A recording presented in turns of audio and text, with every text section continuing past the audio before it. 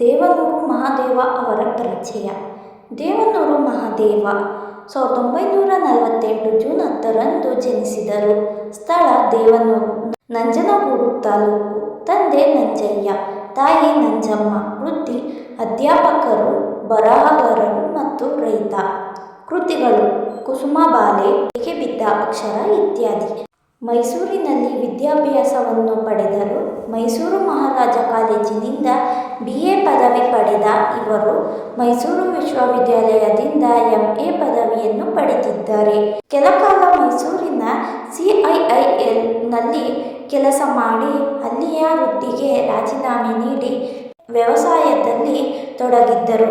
1991ರಲ್ಲಿ ಇವರು ಕುಸುಮಬಾಲೆ ಕೃತಿಗೆ ಕೇಂದ್ರ ಸಾಹಿತ್ಯ ಅಕಾಡೆಮಿ ಪ್ರಶಸ್ತಿ ನೀಡಿತು. ಕರ್ನಾಟಕ ರಾಜ್ಯೋತ್ಸವ ಪ್ರಶಸ್ತಿಯನ್ನು ಪಡೆದರು. ದೇವನೂರು ಮಹಾದೇವ 1989ರಲ್ಲಿ ಅಮೆರಿಕದಲ್ಲಿ ನಡೆದ ಇಂಟರ್ನ್ಯಾಷನಲ್ ರೈಟಿಂಗ್ ಪ್ರೋಗ್ರಾಂನಲ್ಲಿ ಭಾಗವಹಿಸಿದ್ದರು. ವರ್ಷದ ಹಿಂದೆ ದೇವನೂರು ಅವರಿಗೆ ಪದ್ಮಶ್ರೀ ಪ್ರಶಸ್ತಿ ಸಹ ಲಭಿಸಿತ್ತು.